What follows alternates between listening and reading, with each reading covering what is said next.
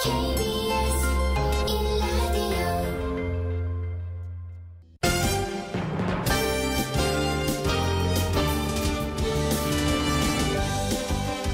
KBS 1라디오 신사원의 오늘 세계는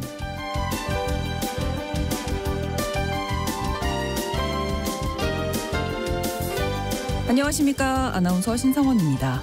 이달 초 치러진 유럽의회 선거에서 참패한 에마뉘엘 마크롱 대통령이 프랑스의 극우화를 막겠다면서 조기 총선 카드를 꺼내들었죠. 하지만 선거가 2주도 채 남지 않은 지금 오히려 이 극우 정부의 탄생을 촉진하는 자충수가 될 것이라는 우려도 커지고 있습니다. 지난 주말에는 인권과 자유, 관용의 나라를 지키겠다면서 프랑스 시민들이 거리로 나와서 대규모 동시 시위를 벌였는데요. 과연 마크롱 대통령의 정치적 승부수가 성공할 수 있을지 잠시 후 글로벌 이슈에서 짚어보겠습니다.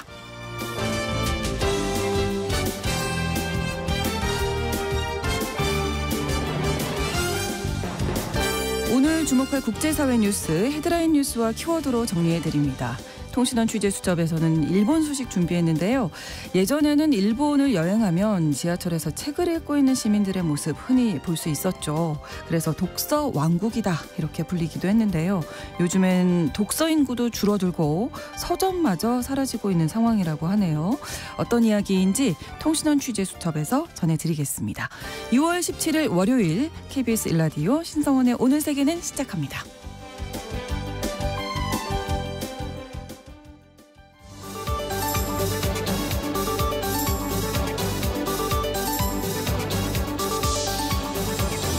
오늘 세계는 헤드라인 뉴스.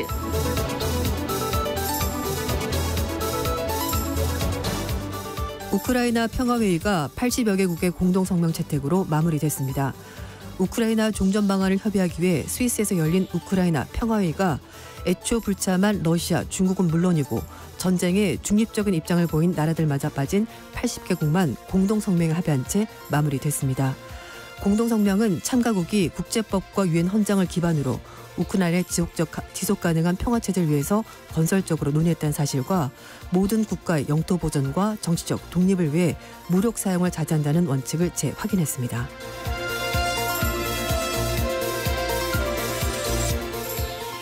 이슬람 최대 종교 행사인 하지 도중 사상자가 발생했습니다. 이슬람 최고 성지인 사우디아라비아 메카와 메디나 성지순례 하지 도중 요르단 시민 14명이 사망하고 17명이 실종됐습니다. 요르단 외무부는 하지 도중 자국민 14명이 사망했고 17명이 실종됐다고 밝혔는데요. 정확한 사망 및 실종 경위는 아직 공개되지 않았습니다. 하지는 무슬림 5대 의무 가운데 가장 성스러운 종교의식으로 많은 인파가 몰리면서 대규모 압사 참사가 벌어지기도 하는데요.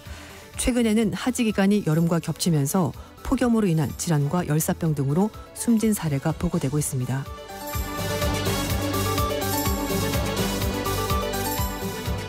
미국 질병통제예방센터 CDC 전 국장이 조류 인플루엔자의 대유행을 경고했습니다. 로버트 레드필드 전 CDC 국장은 조류 인플루엔자 대유행은 시간 문제이며 사망률이 25에서 50% 이를 수 있다고 경고했습니다. 레드필드 전 국장은 바이러스가 인간 수용체에 결합하는 능력을 갖추고 인간에서 인간으로 전염되면 그때부터 팬데믹이 시작된다고 설명했습니다.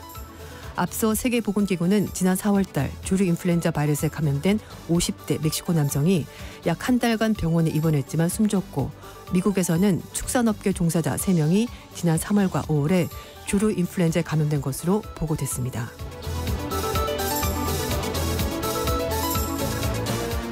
미국 캘리포니아주 로스앤젤레스 북서부에서 대규모 산불이 발생했습니다. 캘리포니아 LA 소방당국에 따르면 현지 시각으로 15일 오후 1시 47분쯤 LA 북서쪽으로 약 100km 떨어진 5번 고속도로 일대에서 산불이 보고됐습니다. 이 불은 최대 시속 48km의 강풍을 타고 확산해서 16일 오전까지 약 45제곱킬로미터 면적을 태웠습니다. 인명피해는 아직 보고되지 않았습니다. 미국 기상청은 이 지역의 고온 건조한 날씨가 화재 위험을 높이고 있다고 경고했는데요. 최근에 미국 중남부와 서부 내륙은 고기압이 강한 세력을 유지하면서 뜨거운 공기를 가두는 열돔 현상이 나타나면서 때이른 폭염이 기승을 부리고 있습니다.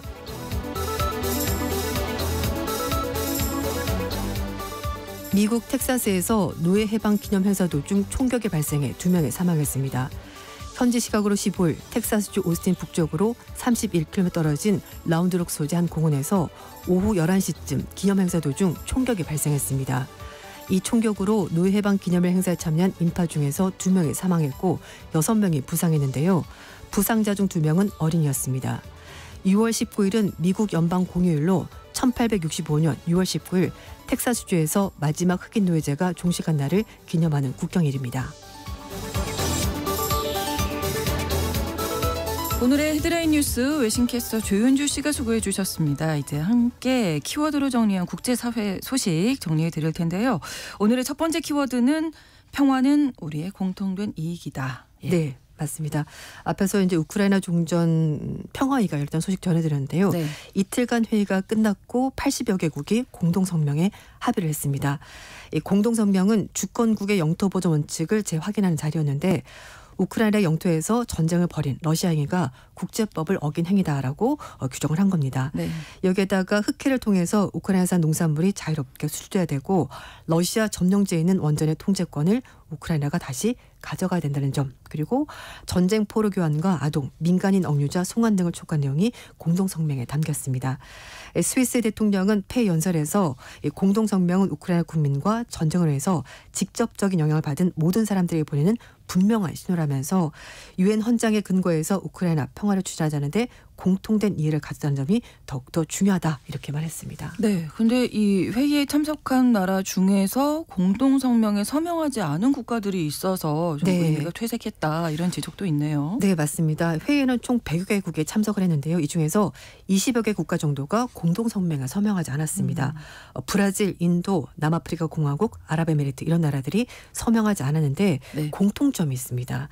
러시아, 중국이 주도하는 신흥경제국 연합체 브릭스 소속이란 거고요. 네. 또 게다가 이들 나라들은 정상급이 아니라 장관급 이하 대표단을 회의에 보냈다고 합니다. 이 브릭스 가입이 승인된 사우디아라비아와 가입을 추진하거나 관심을 가지고 있는 인도네시아, 태국, 리비아, 바레인 이런 나라들도 역시 공동성명에 서명하지 않았는데요. 이외에도 아르메니아, 멕시코, 슬로바키아와 회의 주최국이자 중립국을 표명한 스위스, 교황청도 사실은 서명에 참여하지 않았습니다. 네. 이 브릭스 회원국 포함해서 서명하지 않은 나라들은 러시아와의 관계를 고려해서 이런 결정을 내린 것으로 보이는데 네. 이제 좀 경제적인 문제가 얽히다 보니까 선뜻 서명하기가 쉽지 않았던 것 같습니다. 네. 하지만 스위스 측에서는 후속 회의가 있을 것 같다 이렇게 얘기를 하고 있다고 하는데요. 특히 러시아도 열려 있으니까 참석을 해달라 이렇게 요청했습니다. 스위스 외무장관은 취재진들에게 후속 회의가 어디서 열릴지는 불분명하지만 미국 대선 이전에 열릴 가능성이 있다 이렇게 기자들에게 말했습니다. 네. 자, 다음 키워드인데요. 그 얘기는 하지 않는 게. 네. 네. 누구나 다 하기 싫어하는 얘기가 하나씩은 있는 것 같은데요. 네, 지금 네. 영국 소식입니다. 다음 달 조기 총선 앞두고 영국 정치권에서 브렉시트 얘기 좀 하지 맙시다. 다 지나간 일이고 뭐 네. 굳이 꺼내봤자 좋지도 않은데 이걸 왜 하냐 이런 분위기라고 하는데요. 네. 영국에서는 유럽연합 탈퇴를 하고 나서 사실은 나가지 말걸 이라고 생각하는 여론이 많았습니다. 당시엔 그러지 않았습니다만 시간이 지나면 사람들이 있었던 때가 좋았을 것 같다는 뭔가 얘기가 상황이 좀 안 네, 좋아졌죠. 지금 맞아요. 영국이. 그렇습니다. 네. 집권 보수당은 물론이고 지금 지지율 1위를 달리고 있는 노동당에서도 역시 브렉시트는 좀 언급하지 맙시다. 뭐 굳이 이렇게 얘기를 하고 있다고 하는데요. 네. AP 통신에서는 브렉시트가 아무도 이야기하고 싶어하지 않은 유독성 이슈가 됐다라고 얘기를 했고요. 네. 영국 일간 가디언지는 오랜 기간 동안에 영국 정치의 결정적 쟁점이었던 브렉시트가 이번 선거에서는 거의 등장하지 않고 있다라고 설명했습니다. 브렉시트는 2013년에 데이비드 캐머런 총리가 2017년까지 유럽연합 탈퇴를 묻는 국민투표하겠다라고 밝혔고요. 실제로 2016년 6월 달에 브렉시트 찬반을 묻는 국민투표를 실시했고 결국은 그렇죠. 찬성이 약간 더 많이 나오면서 이게 통과가 됐습니다. 네. 그리고 2019년 총선 때만 하더라도 브렉시트가 최대 이슈가 됐고요. 당시 총리였던 보리스 존슨이 브렉시트 완수를 내걸고 보수당의 대승을 이끌면서 화제가 됐었습니다. 네. 그런데 지금 이제 여당, 야당 할 것 없이 네. 다 이제 브렉시트는 어지간하면 얘기 안 나왔으면 좋겠는 네. 거죠. 하면 굉장히 좋을 줄 알았는데 막상 했더니 별로 좋은 게 없더라. 그러니까요. 그러니까 좀 다들 후회하는 입장인데 특히 최근에 유럽연합 탈퇴 브렉시트를 두고서는 다시 들어가는 게 좋겠다는 여론까지 높아지고 있다고 합니다. 2016년 당시 브렉시트 국민투표에서 전체 52%가 탈퇴합시다. 48%는 안 됩니다. 이렇게 대답했거든요. 사실 이게 4%포인트 차이기 때문에 어떻게 보면은 보통 이런 거 뭐 오차범위네라고 볼 정도로 얼마 차이가 없었습니다. 결국은 2020년 1월 31일 날 영국은 유럽연합과 완전히 결별을 선언했습니다. 하지만 여론조사에서 브렉시트가 잘못됐던 선택이었다고 대답하는 영국인들이 많아졌는데요. 작년 7월 달에 여론조사 기관인 유고부가 2,151명을 대상으로 여론조사 해봤는데요. 그랬더니 63%가 브렉시트는 실패였다. 이렇게 대답했고요. 성공적이었던 대답은 12%에 불과했습니다. 그러니까 국민투표에서 했었던 여론이 시간이 지나면서 완전히 바뀌었습니다. 이 브렉시트 국민투표를 이끌었던 원죄가 있는 보수당 입장에서는 당연히 입을 다물 수밖에 없는 상황이 됐고 보수당은 유럽연합 탈퇴를 지지하는 측에서도 브렉시트를 제대로 이행하지 못했다. 이렇게 비판을 받고 있습니다. 그리고 노동당에서도 마찬가지로 달가워하지 않는 지금 주제인데요. 노동당 지지율 지금 1등을 달리고 있긴 합니다만 유권자들의 주요 관심사인 경제, 보건 문제 대신 굳이 브렉시트를 쟁점화해서 긁어부스럼 만들 필요는 없지 않냐라는 것이 노동당의 판단입니다. 그리고 노동당 측에서는 존슨 전 총리가 브렉시트 협상에서 망한 걸 했다고 비판했지만 그래도 일단은 다 끝난 일이니까 현 상태 잘 유지하면서 유럽 관계와 좀 더 긴밀하게 관계를 이어가겠다는 것이 노동당의 입장입니다. 네, 이렇게 분위기가 영국에서 달라졌습니다. 브렉시트 관련해서. 네, 맞습니다. 다음 키워드 축구보다 더 중요한 일입니다. 네. 라고, 프랑스를 대표하는 축구 선수 킬리안 음바페. 네네. 정말 유명한 선수인데요. 최근에 유럽의회 선거에서 프랑스 극우 정당이 약진하면서 여기에 대해서 우려의 목소리가 나고 있고 축구 선수도 나서서 이거 좀 걱정스럽다라고 입장을 밝힌 겁니다. 현지 시각으로 15일 날 프랑스에서 노조, 학생 단체, 시민들까지 걸어 나와서 반극우 시위를 벌이고 있는데요. 파리에서만 25만 명 그리고 전국적으로 65만 명이 시위를 벌이고 있습니다. 이런 가운데 음바페가 모든 극단주의를 반대한다면서 젊은 층들이 조기 총선에 좀 적극적으로 투표를 해달라 이렇게 호소했다고 하는데요. 음바페가 유럽 축구 선수권 대회 오스트리아전을 앞둔 26일 날 기자회견을 열었습니다. 자신은 극우주의와 분열을 초래하는 생각을 반대를 하고 있고 통합을 이룬 생각을 지지한다라고 말하면서 다양성, 관용, 존중의 가치를 지킵시다 이렇게 말했습니다. 너무 극단주의로 가지 말자 이런 얘기군요. 맞아요. 그러면서 종종 사람들이 정치와 축구를 섞지 말라고 말하는 사람들이 있는데 경기보다도 더 중요한 일이다 이렇게 말했다고 합니다. 근데 안타깝게도 음바페는 파리 생제르맹에서 레알 마드리드로 이적을 했습니다. 연봉이 굉장히 많이 깎였는데도 이동을 했고요. 결국 선수니까요. 그래서 이 파리 올림픽에 출전하지 않기로 기자회견장에서 입장을 밝혔다고 하는데요. 이유는 소속팀인 레알 마드리드가 출전을 반대하고 있고 자신도 소속팀 선수니까 팀의 결정을 존중한다 이렇게 밝혔습니다. 1998년생입니다. 그리고 이제 파리 올림픽 개최를 이제 기다리면서 자신도 출전하고 싶다라고 입장을 밝혔었는데 이적을 하면서 어쩔 수 없이 상황이 달라진 건데요. 레알 마드리드 측은 유로 24 출전한 선수들에 대해서 파리 올림픽 출전하지 마라 이렇게 금지했다고 하는데요. 겹치는군요. 그래서 음바페도 이해가 아니었습니다.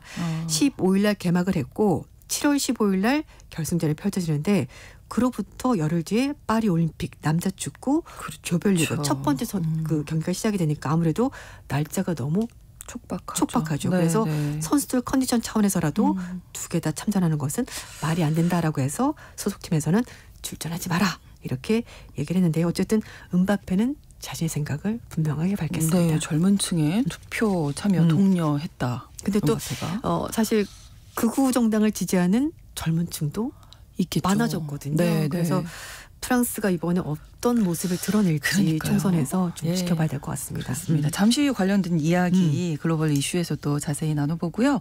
네 번째 키워드입니다. 생지옥 엉망진창. 이건 또 무슨 이야기일까요? 이것도 프랑스 얘기입니다. 지금 파리 올림픽 한 달밖에 남지 않았는데 파리 시민들이 콧대가 높기로 정말 유명하지 않습니까? 근데 외국인들에게 오지 마세요 제발. 도저히 보여줄 수가 없습니다. 이렇게 세계적인 지금 이벤트를 열면서 오지 네. 말라고 하면 어떻게 해야 되나요? 네, 일단 한꺼번에 너무 많은 관광객들이 오는데 네. 그거에 비해서 파리시가 제대로 준비를 못한 것 같다라고 아. 파리 시민들 보고 있는 거고 네. 거기에다가 물가도 이미 올랐고 토말이 오를 것 같고 생활 환경이 너무 나빠질 거다라고 걱정을 하면서 파리지인들이 외국인들에게 제발 오지 말아 주십시오 이렇게 얘기하는 건데요. 특히 요즘은 뭐 짧은 동영상 많이 누구나 다 만들잖아요. 그래서 네. 파리 시민들이 동영상 만들어서 누구도 올림픽을 원하지 않는다. 이건 엉망진창 그 자체다라고 얘기하는 시민들도 있고요. 네. 한 대학생은 올림픽을 보러 파리 오겠다면은 그 계획은 제발 취소해달라. 파리가 너무 위험하고 앞으로 지옥이 될 것 같다. 이렇게 영상을 올렸다고 하는데요. 조회수가 100만 회가 넘는 영상까지 등장했습니다. 그래서 뉴욕타임즈도 동영상을 소개를 하면서 파리 방문을 자제해 줄 것을 요청하는 영상들이 계속 올라오고 있다. 이렇게 보도했습니다. 네, 저희가 이 프로그램에서 지금 1월부터 시작했잖아요. 네. 제일 많이 얘기한 게 미국 대선 그리고 두 번째가 이 파리 올림픽 얘기가 맞아요. 진짜 이야기 많이 나오고 있는데 네. 이렇게 시민들이 직접 이런 얘기 하는 건 좀 네. 이례적이죠. 예, 보통은 그러네요. 이렇게 국제적인 행사가 있으면 다들 환영한다. 보통 이런 메시지를 많이 내기 마련인데 네. 이 파리 시민들은 관광객과 행사 관계자가 갑자기 몰려들면서 각종 생활 물가가 너무 많이 올랐고 또 숙소 문제도 심각하다 이렇게 얘기를 하고 있는데요. 네. 실제로 파리 지하철 요금이 올림픽 기간 동안에 2배 가까이 오른다고 하고요. 또 일부 지역은 물론 보안 때문이긴 합니다만 이제 좀 들어오지 못하도록 구역을 하다 보니까 왜 배달이 안 되니까 자전거로 배달한다는 소식도 맞아요. 네네네. 그러니까 여러 가지 불편이 많다는 거죠. 그리고 파리시 당국이 이 숙소 문제 때문에 대학생 기숙사를 올림픽 관계자들에게 제공하겠다라고 하면서 또 학생들도 불만이 많아지고 있습니다. 물론 뭐 바캉스 기간이니까 학생들이 고향으로 돌아가긴 합니다만 그래도 남아있는 애들도 있거든요. 네네. 그래서 주최 측과 정부 관계자들도 뭐 운송 파업 비롯해서 테러 문제까지 굉장히 걱정을 하고 있고 주요 관광지에서 벌어지고 있는 여러 가지 뭐 소매치기, 숙소 가격 인상 이런 문제와 함께 대중교통, 과밀화 이런 거에서 걱정을 하면서 네. 이러면은 진짜 안 오는 게 낫지 않냐라는 목소리가 나오고 있고요. 거기에다가 러시아 조직들이 온라인 통해서 허위 동영상을 유포하면서 행사 관련 사고 발생 우려도 커지고 있다고 합니다. 이 마이크로소프트사가 파리 올림픽 개막식이 다가오면서 올림픽에서 폭력 사건이 발생할 수 있다는 인상을 심어주기 위해서 러시아가 뭐 파리 올림픽, 국제 올림픽, IOC를 겨냥해서 온라인 허위 정보를 유포하고 있다라고 밝힌 바 있습니다. 네, 어쨌든 지금 이제 한 달여 남았는데요. 어떻게 진행이 될지 워낙 많은 이야기 전해드리다 보니까 좀 많이 궁금해집니다. 네, 그렇습니다. 어쨌든 안전하게 좀 잘 치러줘야죠. 아무런 사고 네, 없이 그렇겠으면 그렇습니다. 좋겠다. 다음 키워드는 증설이 아니라 재건축이라고 불러주세요. 네. 뭐 아파트 이야기 뭐 이런 거. 그렇죠. 리모델링, 재건축 그게 아니라 이건 일본 원전 이야기입니다. 일본 정부가 신규 원전 건설 운전 기간을 연장하기로 결정했고 여기다가 원자로를 다시 짓는 의미로 증설 대신에 재건축, 리플레이스 이 표현을 쓰기로 했다고 합니다. 일본 경제산업성이 정부 에너지 정책 방향을 제시하는 에너지 기본계획 개정안을 발표를 했는데요. 네. 기본계획은 3년마다 개정이 되는데 올해 기본계획에 전력회사가 노후 원전을 폐로한 만큼 새로운 원자로를 자사 원전 내에 건설할 수 있도록 허용하는 내용이 포함이 된다고 합니다. 규슈전력, 센다이 원전 등이 포함될 것으로 보이는데 네. 규슈전력이 시가현에 있는 겐카키 원자로 2기를 폐로하는 대신에 이걸 규슈 가고시마에 있는 센다이 원전 증설로 대체할 것으로 보입니다. 결국은 새로 짓겠다는 얘기가 되는 건데 네. 이 기본계획서에서 증설이라는 표현 대신에 기존 원자로를 다시 만들기 때문에 재건축 이렇게 쓴다고 얘기를 한 겁니다. 하전인수격이라고 할 수도 있을 것 같은데요. 네. 아사히 신문은 원자로 내 원자로 총 숫자는 늘지 않는다라는 것을 구실을 내세우고 있는데 네. 그동안의 원전 의존도를 뭐 줄인다라고 말했었는데 이거는 사실 늘리는 것과 마찬가지이기 때문에 우순이다 이렇게 얘기를 하고 있습니다. 후쿠시마 원전 오염수 사고가 발생한 이후에 일본에서는 모든 원전 한동안 정지시켰습니다. 그렇죠. 그래서 당시 민주당이 원전 전부를 폐로 한다라는 정책까지 내걸었습니다만 자민당이 집권하면서 원전 제로 정책 백지화가 됐고 이제는 재가동 쪽으로 방향이 완전히 바뀌었습니다. 네, 결국은 이제 새로 건축을 하는 건데 네. 이제 용어를 어떻게 쓰느냐 네. 하면서 이제 보이는 걸 그쵸. 조금 달리 보이게 네. 눈 가리고 아웅 약간 이런 느낌이라고 할 수 있겠죠. 그렇네요. 네. 다음 키워드입니다. AI가 불러온 나비 효과. AI가 빠지지 않죠 요즘에. 네. 네. 대만 대학에서 이공계 지원자가 요즘 크게 늘고 있다고 합니다. 네. 대만에서는 전 세계적인 반도체, 인공지능 붐을 타고 이공계 쏠림 현상이 점점 심화되고 있다고 하는데요. 대만의 대학 선발 입학위원회가 올해 9월 학기 입학할 2024 대학 지원에서 북부 타이페이 대만대학교, 남부 타이난, 성공대학 등 4개 국립대학의 전기학과 계열 학과가 입학 정원을 거의 다 채웠다는 발표가 나왔습니다. 네. 이공계 정보과학 계열 지원이 이쪽으로 쏠리게 됐는데 대만이 전 세계 반도체 공급망에서 중요한 비중을 차지한 것과 관련이 있다고 볼 수가 있을 그렇겠죠. 것 같습니다. 네. 그래서 요즘 전 세계 기업인 중에서 거의 팝스타만큼 인기 있는 사람이 있습니다. 엔비디아 최고 경영자 젠슨 황이 네. 대만을 방문해서 공개 강연했는데요. 그때 대만에 있는 17개 공립 사립대학이 엔비디아와 협력 관계에 있다라고 밝히면서 더욱더 영향을 많이 불을 한번 미쳤군요. 네, 질렀습니다. 네. 그래서 대만 언론들이 AI, 정보통신, 반도체 및 이공 계열에서 입학 열기가 높지만 문제는 인문학. 그렇죠. 저도 인문학 출신이어서 저도 그렇습니다. 점점 사라지고 있는데 예. 더 사라질 것 같습니다. 실제로 역사학과에는 지원자가 한 명이 없는 그런 대학도 있다고 하고요. 또 몇몇 공립대학교, 사립대학교의 중문학과는 지원자가 대폭 줄었다고 합니다. 그래서 상황이 이렇다 보니까 일부 대학들은 중문학과의 세부 전공을 하나로 합친다는 얘기까지 나오고 있다고 하는데요. 이에 대해서 학자들, 전문가들은 취업이 유리한 AI를 과도하게 강조한 결과 때문이다.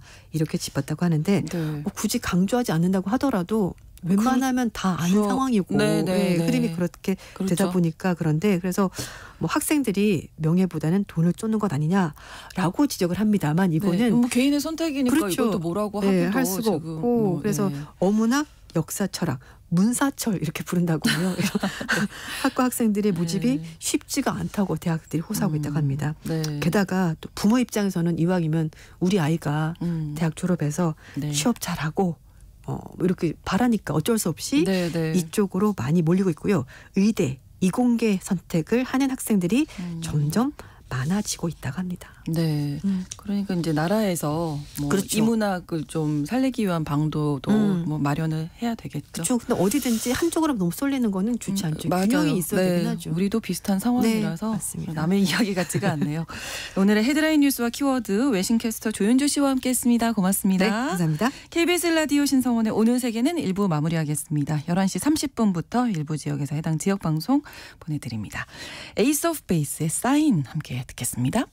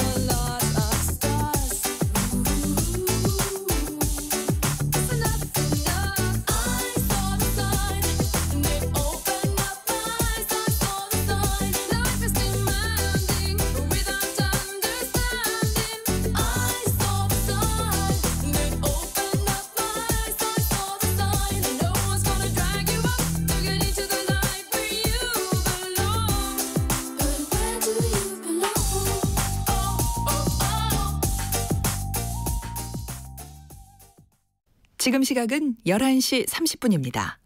KBS Ladies and gentlemen. 국제사회의 다양한 뉴스를 한눈에 KBS 1라디오 신송원의 오늘 세계는 세계를 바로 보는 최소한의 투자입니다.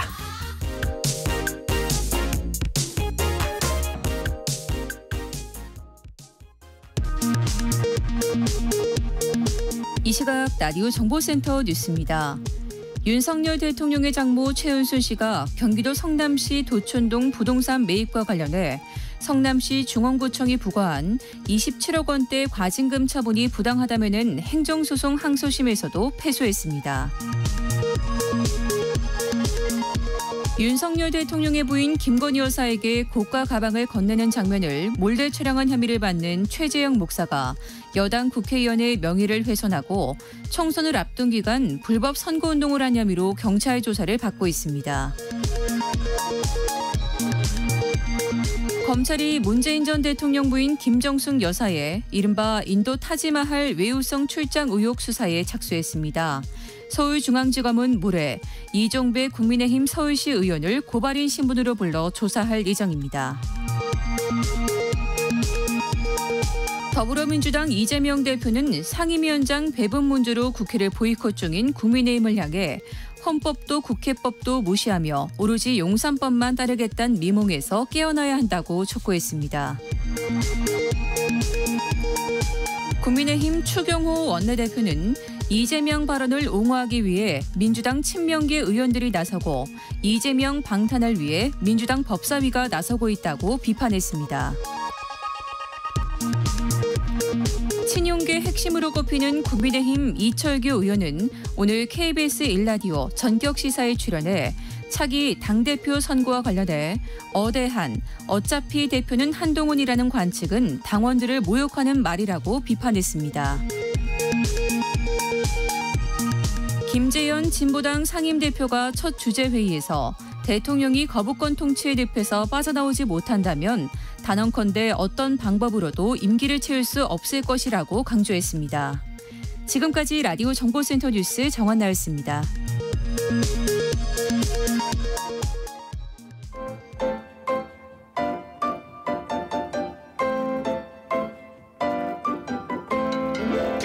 통신원 취재 수첩.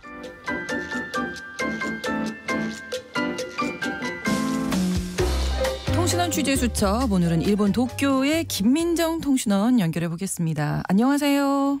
네, 안녕하세요. 도쿄의 김민정입니다. 네, 일본이 뭐 한때는 독서 왕국이라고 지하철 타도 그렇고 다 이렇게 책 보고 계셨는데 최근에는 서점이 점점 사라지고 있다면서요? 그렇습니다. 아마존 등 온라인 서점이 인기를 누리고 또 이북 등도 나오면서 오프라인 매장은 점점 줄어들고 있습니다. 일본 칠판문화산업진흥단체에 따르면 올 3월 기준으로 기초지자체 1,741곳 중 27.7%에 달하는 482곳의 서점이 전혀 없었다고 합니다. 서점이 없는 지자체는 2022년과 비교해서 26곳이나 더 늘어났습니다. 네. 오키나와 나가노, 나라현 등은 서점이 없는 기초지자체가 50%, 그러니까 절반이 넘는데요. 또 서점이 한 곳인 기초지자체가 약 20%로 343곳이었습니다. 즉 일본에서 약 50%의 기초지자체는 서점이 아예 없거나 현재 하나밖에 없는 수준이라고 합니다. 네. 그리고 서점 수가 지금 7,973곳이라고 하는데, 서점 수도 7,973곳으로 2022년보다는 600여 곳 감소를 했고요. 네. 2003년 당시에는 서점이 2만여 곳이나 되었는데 지금 7,000개밖에 없으니까 뭐 절반 이상 줄었다고 볼 수 있습니다. 많이 줄었네요. 그런데 이렇게 서점이 사라지는 이유는 어떤 걸로 분석되고 있나요? 일단 일본 경제신문은 일본 전체 인구가 감소하고 있고요. 네. 온라인 서점이 확대가 되면서 오프라인 서점이 줄고 있고 때문에 이제 각 지역의 서점이 담당을 하고 있었던 어떤 문화를 발신하는 기능 자체가 현재 일본에서 약화될 우려가 있다고 지적했습니다. 네. 문부과학성이 21살 젊은이를 대상으로 한 달에 책을 얼마나 읽느냐라고 조사를 한 결과 네. 62%가 한 권도 읽지 않았다고 대답했습니다. 경제산업성은 서점은 창조성이 육성되는 문화의 기반인데 최근 서점이 격감해서 위기감을 가지고 있다고 말했습니다. 네, 이번 정부에서 이런 문제 해결하기 위해서 어떤 노력하고 있는지 궁금합니다. 네, 지금 일본 경제산업성이 작년 말부터 지역 서점을 살리기 위해서 서점 진흥 프로젝트 팀을 꾸렸습니다. 출판 유통망을 개선하고 점포 운영 관련을 위해서 디지털 기술을 도입할 예정이라고 하는데요. 각 지역에서 서점 경영자들과 지금 의견 교환회를 열고 있습니다.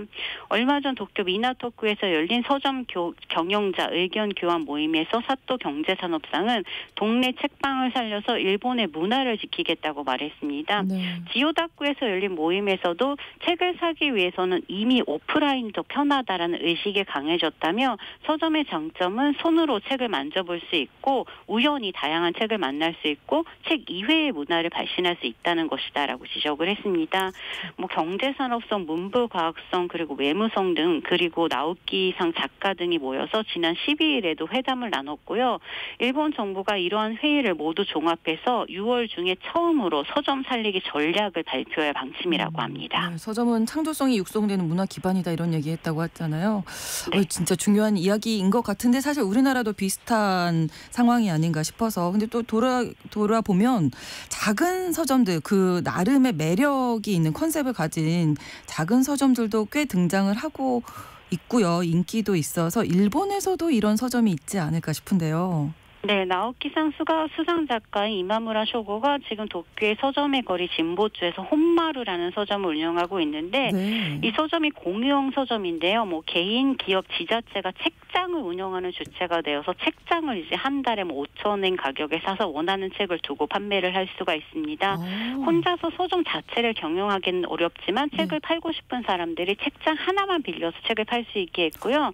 이 책방에서는 티셔츠 등도 판매를 하고 있고 작가로서 자신의 책만 판매를 하는 것이 아니라 미래의 작가 독자들을 위해서 이러한 서점 운영을 시작했다고 합니다. 네. 광고를 제작하는 사또 가시아 등과 합작해서 다양한 상품도 판매를 하고 있고 이런 공유형 서점이 최근 일본에서 굉장히 증가를 하고 있는데 네. 패시지라는 공유 서점은 작가들과 평론가들이 책장을 사서 자신들이 추천하는 책을 판매를 하고 있는데 작가가 고른 책이다. 굉장히 유명한 평론가가 고른 그렇죠. 책이다라는 부가가치가 붙다 보니까 네. 이 서점 앞에는 거의 매일 정말 긴 줄이 생기는 서점으로 유명합니다. 공유형 서점도 아이디어 좋네. 책장 하나를 꾸미는 거죠. 네. 참 좋은 아이디어다 이런 생각이 드는데 또 어떤 독특한 서점이 있을까요? 도쿄의 한 빵집은 빵집 안에 서점을 마련했는데요. 빵과 관련된 책들만 팔고 있고요. 네네. 네, 그리고 공간 설계자 시마야마 슈이에가 만든 긴시주의 첼트 북센터는 살아가기 위한 도구들을 테마로 해서 이제 어떻게 하면 사람이 살아남을 수 있는가라는 책들만 판매를 하고 있습니다. 60년간 낚시 잡지만 안 들어온 주간 낚시는 생선 서점을 운영하고 있는데 네. 물고기와 관련된 책들만 판매를 하고 있고요. 요요기의 시티라이프 북은 술을 마시면서 책을 고를 수 있게 해서 이제 바에서 술을 마시면서 책을 골라서 사갈 수 있게 했습니다. 이것도 좋네요. 네. 네, 진보조의 만화 아트룸은 객실에 만화가 있는 호텔인데 객실에서 만화를 읽고 서점에서 이제 그 만화를 살 수 있게 했고요. 시바파크 호텔도 1,500권이 넘는 책을 소장한 호텔인데 네. 내부에 서점이 있어서 객실에서 책을 읽고 이제 그 책을 사갈 수 있도록 했습니다. 그러니까 앞으로 이제 서점이 단순하게 책을 파는 곳에 그치지 않고 문화적인 어떤 사랑방 역할, 특색 있는 문화적인 공간이 되면 참 좋겠다. 이미 그런 노력이 이루어지고 있는 것 같아서 반가웠습니다. 오늘 소식 잘 들었습니다. 네, 감사합니다. 네, 일본 도쿄에서 김민정 통신원이었습니다.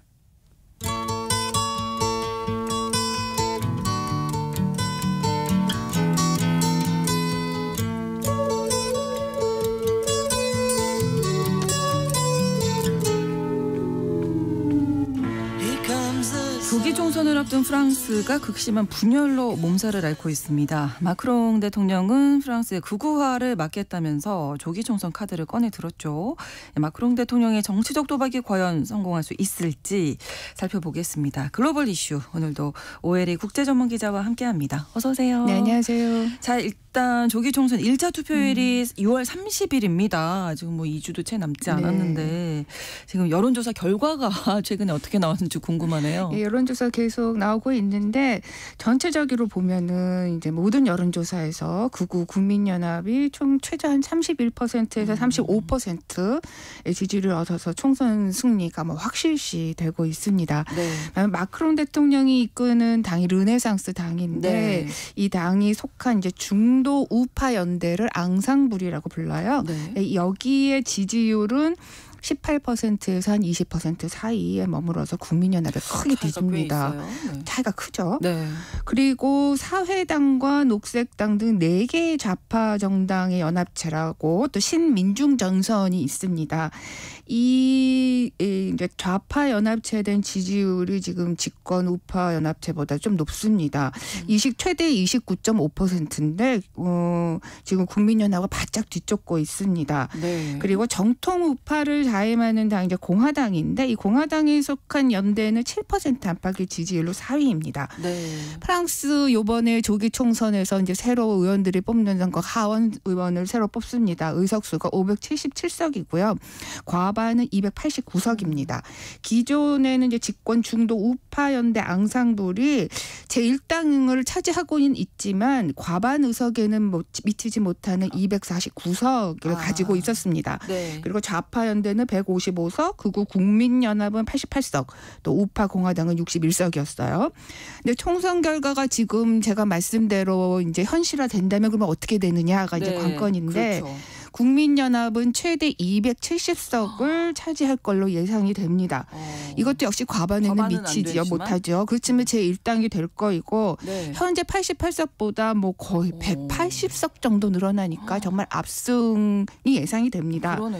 그리고 여당이 이제 르네상스당 중심의 연합세력 앙상블은 뭐 잘하면 한 155석? 을 얻는데 그칠 것이어서 현재 의석수의 절반 정도가 될 걸로 예상이 되고요. 좌파 연대는 뭐 115석에서 한 145석 안팎이 예상이 되고 정통 우파 정당 공화당은 최대 한 50석 안팎이 될 걸로 예상이 되고 있습니다. 제가 앞서서도 좀 잠깐 말씀드렸지만 뭐 지난 주말 동안 뭐 시위도 많이 있었다면서요. 극우에 대해서 반대하는 시위들. 국민연합이 이렇게 예상해 주신 대로 압승을 거두게 되면 마크롱 대통령 입지가 좀 이제 불안해지지 않을까 싶은데 그렇게 되면 사퇴 선언까지 갈까요?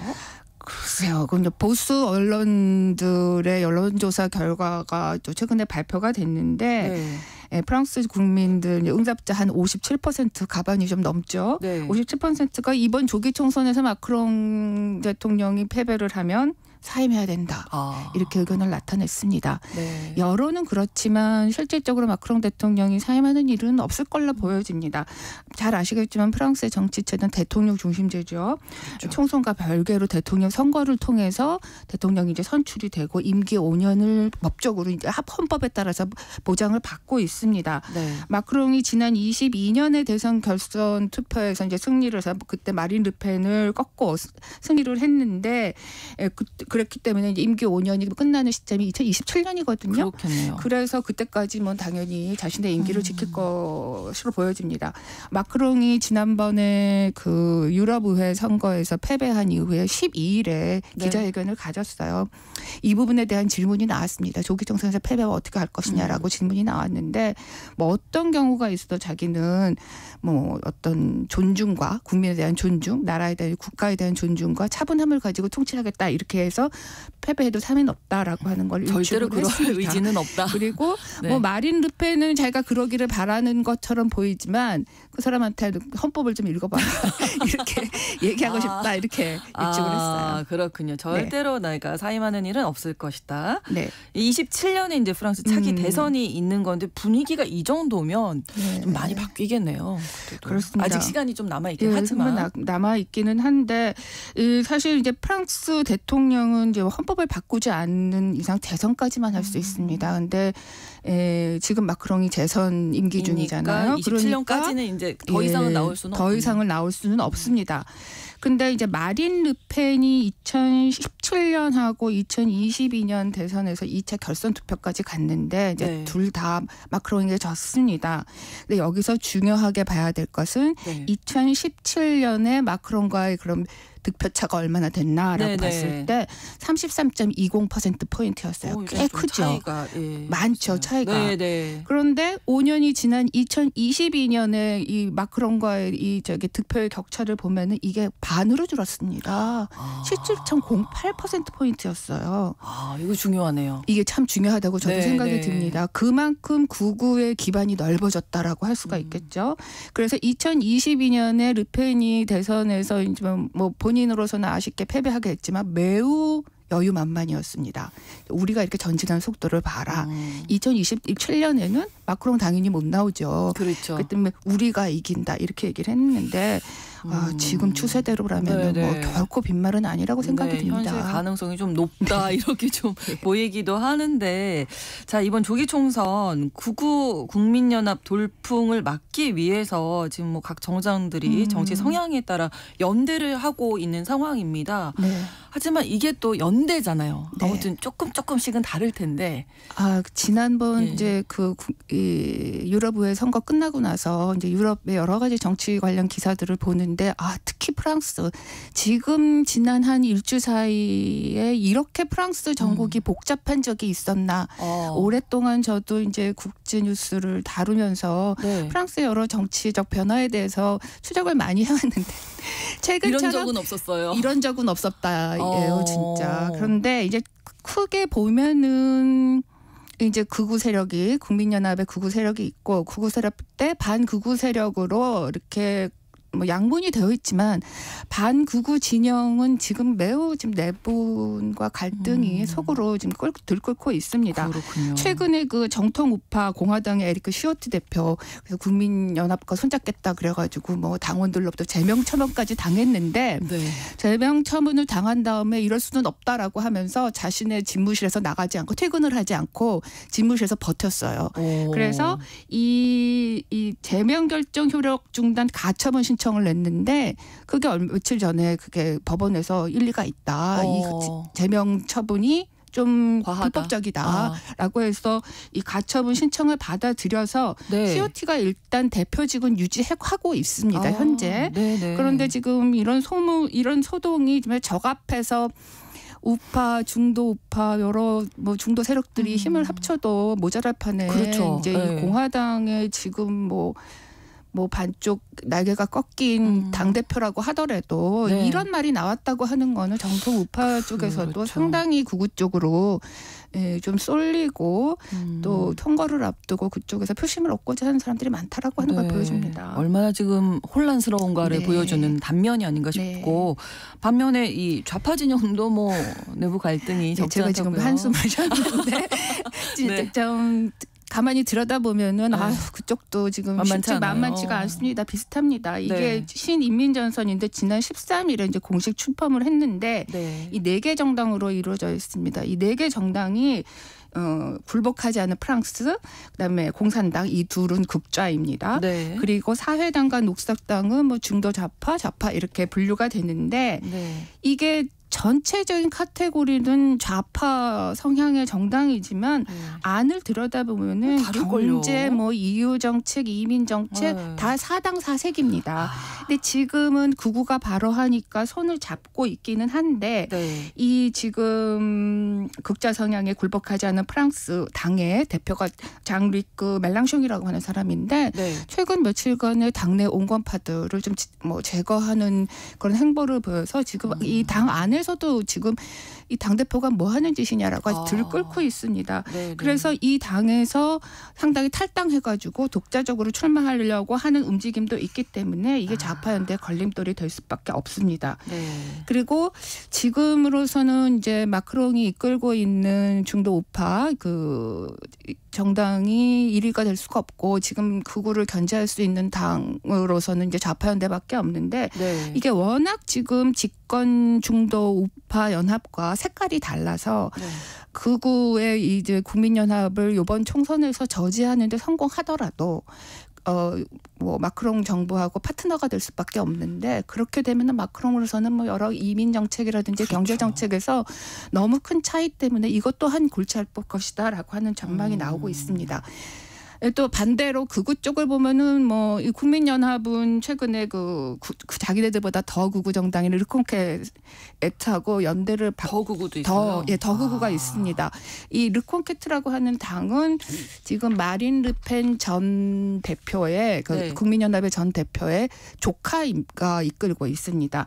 이 이름은 마리옹 마레샬인데 마리옹 마레샬이 원래 국민연합에 속해서 이제 이모하고 같이 일을 하면서 이 마린 르팽의 후계자가 될 것이다라고 하는 전망이 있었는데 이렇게 색깔 차이 때문에 다시 나와서 새 당을 만들었습니다. 그래서 이제 전략적으로는 비슷하고 사실 또 가족 관계를 엮여 있기 때문에 이번에 이제 연합을 하고자 하는데 또 그 당 내에서도 그 당 내에 또 극단적인 파에서는 이 국민연합도 기성정권과 타협하고 있다라고 주장하는 사람들이 있어서 반대 목소리가 또 거기서도 좀 만만치 않게 나오고 있다고 합니다. 근데 이제 르콩케트는 지금 지지율이 4% 미만으로 이렇게 크게 높지는 않지만 이 국민연합과 합치면은 최대한 40% 정도가 얻을 가능성도 있어 보입니다. 네. 자, 그러면 국민연합이 승리해서 의회가 이제 여소야대가 되는 거잖아요. 그러면 마크롱 대통령이 쉽지 않겠습니다. 네, 그렇습니다. 그 프랑스 대통령은 이렇게 이제 뭐 의회 총선에서 야당이 다수당이 되고 뭐 이렇게 되면은 이제 뭐 이렇게 동거 정부 같은 거를 형성을 해오곤 했습니다. 역대 프랑스 정부에서 이제 여러 차례 동거 정부, 프랑스어로는 꼬아비타시옹이라고 하는데 여러 차례 있었고 마지막으로 했었던 건 자크 시라크 대통령 때인 1997년에서 2002년 때였는데 이번에도 이런 동거 정부가 출범하지 않겠냐라고 하는 전망이 이제 대부분입니다. 근데 마린 르펜이 지난 16일에 그 르피가로지하고 인터뷰를 했습니다. 그래서 거기 인터뷰에서는 자신이 당의 승리를 하면은 뭐 마크롱을 내쫓는다든지 이렇게 제도를 뒤흔드는 그런 일보다는 또 그런 혼란보다는 동거 정부를 하겠다라고 해서 뭐 아무래도 동거 정부 국민연합이 제1당이 된다면은 동거 정부가 출범하게 될 가능성이 높지 않을까라고 생각을 해봅니다. 그러니까 마크롱 대통령이 이제 2027년까지 가니까 중도 우파잖아요. 총리 같은 경우에는 이제 극우 그렇게 되겠죠.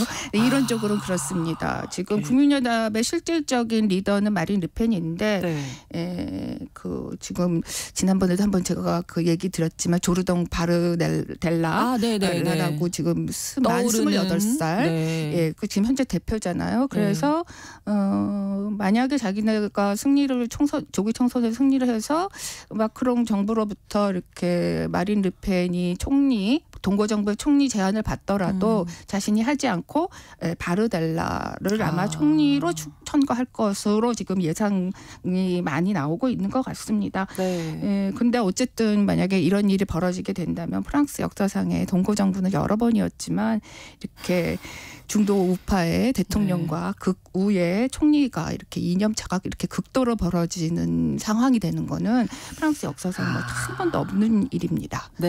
아까 한숨 쉬셨었는데 이게 더 깊은 한숨이 되지 않을까. 그리고 지금 뭐 2위 지금 현재 지지율 2위를 달리고 있는 이 좌파연대 측에서는 총선에서 승리하면 이제 굴복하지 않은 프랑스당 좌파 성향의 이 멜랑숑을 총리 후보로 추천하겠다 이런 입장을 밝히기도 했습니다. 어떤 경우여도 마크롱 대통령 입장에서는 쉽지 않다. 승부수라고 하는 말을 또 쓰곤 하는데 지금으로 봐서는 승부수라기보다는 정말 마크롱 정치 인생에서 가장 큰 정치 도박을 걸고 있다라고 하는 얘기들이 많이 나오고 있습니다. 오늘 아침에 뉴스 보니까 뭐 자충수가 될 것이다 뭐 이런 얘기 많이 나오더라고요. 앞에서 그 키워드에서도 브렉시트 알아봤잖아요. 그때 이제 데이비드 캐머런 당시 영국 총리는 설마 그 국민들이 EU의 탈퇴를 이제 지지해 줄 것인가라고 하는 데서 이제 그 국민 투표를 하게 되면은 결국에는 EU에 잔존하는 걸 택할 것이다라고 생각해서 이제 승부를 걸었는데 결과는 반대로 나왔잖아요. 그거 알 수 없습니다. 그 이후 오랜 세월 동안 영국이 정말 경제적으로 혼란을 겪고 있고 지금 다음 달에 있는 조기 총선까지 앞두고 있는데 사실 마크롱은 유럽의회 선거에서도 패배했어도 이렇게 조기 총선의 카드까지 내놓을 필요는 사실 없었습니다. 그런데 뭐 예를 들면은 뭐 경제 정책을 조금 더 여론에 반영한 정책적을 취한다든지 아니면 내각을 개편한다든지 하는 선에서 할 수도 있지만 마크롱은 이대로는 전국을 자신이 제대로 운영할 수 없다라는 판단을 내린 것 같고 지난 두 번의 대선 결선 투표에서 그때도 극우가 바로 했지만 유권자들이 결국 2차 결선 투표에서는 극우를 이제 저지하고 르펜에게 표를 주기보다는 중도 우파인 자신에게 표를 줬던 것처럼 이번에서도 조기 총선에서도 결국에 막판에서는 이성을 찾지 않을까라고 기대를 걸고 있는 듯합니다. 근데 지금 많은 전문가들은 분위기가 그러기는 쉽지 않겠다. 앞으로 프랑스와 그 마크롱 정부의 앞날은 매우 힘들 것이다라고 보고 있는 듯합니다. 조기 총선 결과 프랑스뿐만 아니라 유럽 전체에도 이제 또 영향을 줄 테니까 그렇습니다. 좀 지켜봐야 되겠습니다. 오늘 글로벌 이슈 오혜리 국제전문기자와 함께했습니다. 고맙습니다. 네, 감사합니다. 오늘 끝곡으로 에디트 피아프의 아니 난 후회하지 않아. 이 곡 전해드리면서 KBS 라디오 신성원의 오늘 세계는 마치겠습니다. 저는 내일 오전 11시 5분에 다시 뵙겠습니다. 고맙습니다.